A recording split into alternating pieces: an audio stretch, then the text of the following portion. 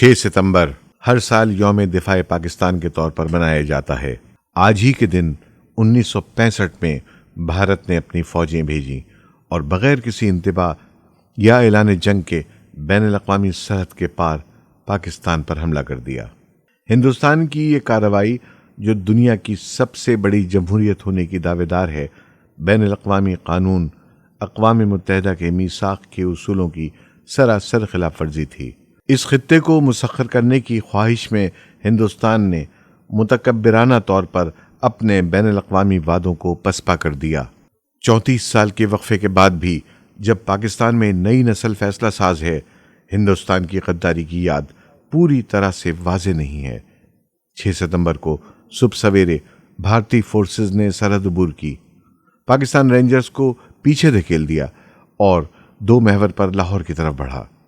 ہندوستانی army chief general JN Chaudhuri اس علاقے کی حفاظت کرنے والے پاکستانی فوجیوں کو شکست دینے اور لاہور پر قبضہ کرنے پر اتنا اعتماد کر چکے تھے کہ اس نے سب سے پہلے اعلان کیا کہ وہ چھٹی کی شام کو لاہور جم خانہ کلب میں وسکی کا ایک بڑا سا پیگ لگائے گا۔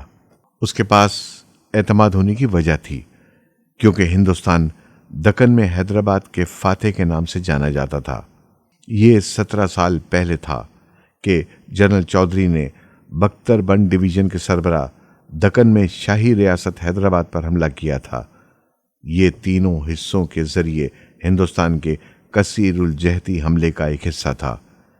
اس مستقل معاہدے کے باوجود جو ہندوستان نے ریاست کے ساتھ دستخط کیا تھا، لیکن نہرو کے ہندوستان کے پہلے وزیر اعظم نئے ہندوستان میں یہ اعلان کرنا شروع کر دیا تھا کہ ان کے معاہدوں اور قومی و بین الاقوامی عہد و پیمان کی خلاف ورزی اس کے مقصد کے مطابق ہو سکتی ہے۔ لاہور کے خلاف ہندوستان کا حملہ ہوا اور حملہ آوروں کو بھاری نقصان پہنچا۔ پاک فضائیہ کے تعاون سے زمین پر دفاع کرنے والی پاک فوج کے یونٹ نے بھارتی کارروائی کو ناکام بنا دیا اور اسے پیچھے ہٹانے میں کامیاب ہو گئے۔ 2 دن بعد 8 ستمبر کو ہندوستان نے اپنا بختر بند ڈویژن اور دیگر اسٹرائک کی شکلیں استعمال کر کے سیالکوٹ کے خلاف اپنا مرکزی حملہ شروع کیا۔ اس کے نتیجے میں دوسری جنگ عظیم کے بعد سے ٹینک کی سب سے بڑی جنگ قرار دیا گیا ہے۔ کئی دن اور رات تک جاری رہنے والی یہ ایک سخت اور تلخ جدوجہد تھی، جس کے نتیجے میں دونوں طرف سے جانی نقصان ہوا۔ آخر میں ہندوستانی مرکزی حملہ ہوا، اس پر سختی کی گئی۔ اس کی بختر بند ڈویژن بہت زیادہ جانی نقصانات کی وجہ سے پیچھے ہٹنے پر مجبور تھی۔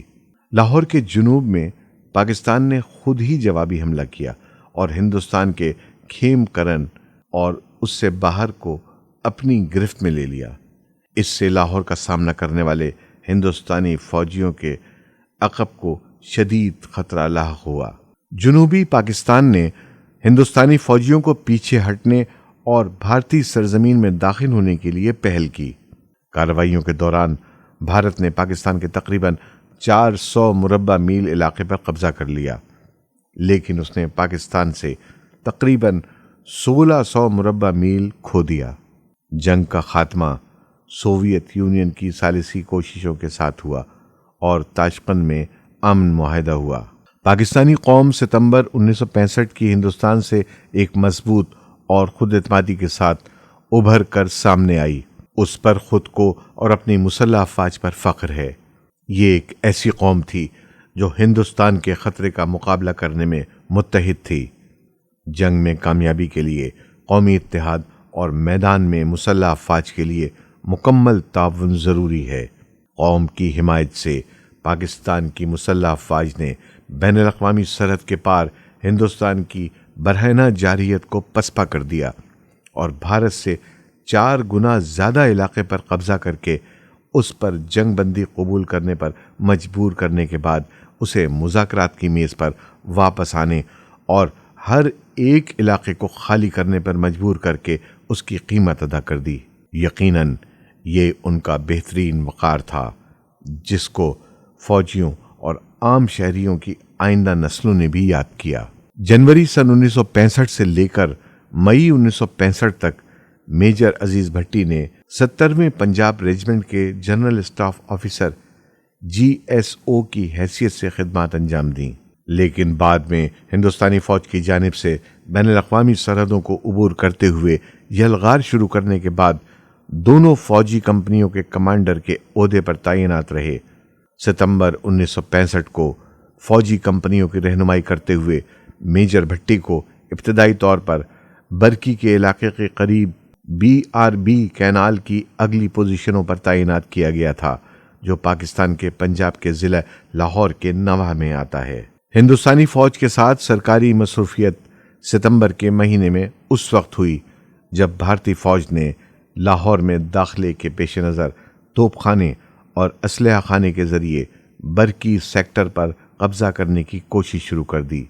BRB کینال کے ذریعے برکی سیکٹر پر نسبتاً آسانی سے قبضہ کرنے کی بھارتی فوج کی کوششوں کے باوجود میجر عزیز بھٹی کے ماتحت تعداد میں شامل فوجی کمپنیوں نے ہندوستانی فوج کو 7 اور 8 ستمبر 1965 کی رات کے دوران ہاتھ سے لڑائی میں حصہ لینے پر مجبور کر دیا تھا، اور یہ لڑائی ہندوستانی فوج کے عددی فائدے کے باوجود اگلے 3 دن تک جاری رہی۔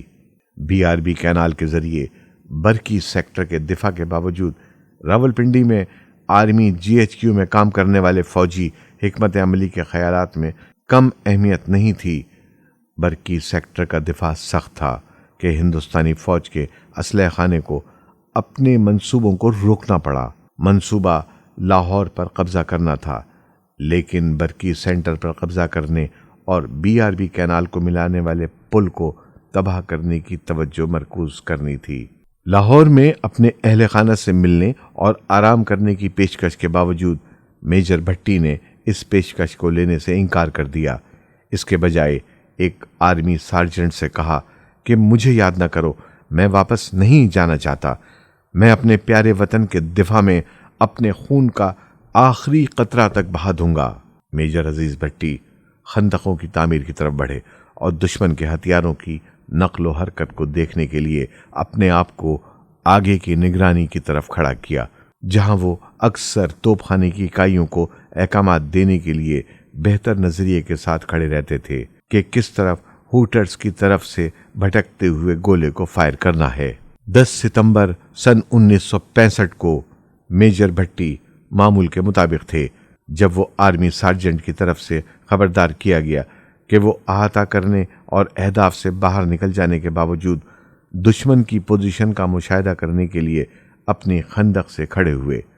ہندوستانی فوج کے اسلحہ خانے کو نشانہ بنانے کے لیے توپ خانے کا آرڈر دینے سے پہلے میجر بھٹی کے کندھے پر ٹینک سے شیل کا ایک ٹکڑا لگا اور وہ فوری طور پر شہید ہوئے۔ موت کے وقت میجر عزیز بھٹی کی عمر 37 سال تھی۔ میجر عزیز بھٹی کو پاکستان پنجاب کے گجرات کے قریب ایک چھوٹے سے گاؤں لاڈیان میں اپنے آبائی گھر کے صحن میں سپرد خاک کر دیا گیا۔ سن 1966 میں وفاقی حکومت نے سفارشات کو قبول کیا اور برکی کے دفاع کے دوران ان کی بہادری کے کارناموں کے لیے بعد ازاں نشان حیدر کا ایوارڈ دینے کا اعلان کیا۔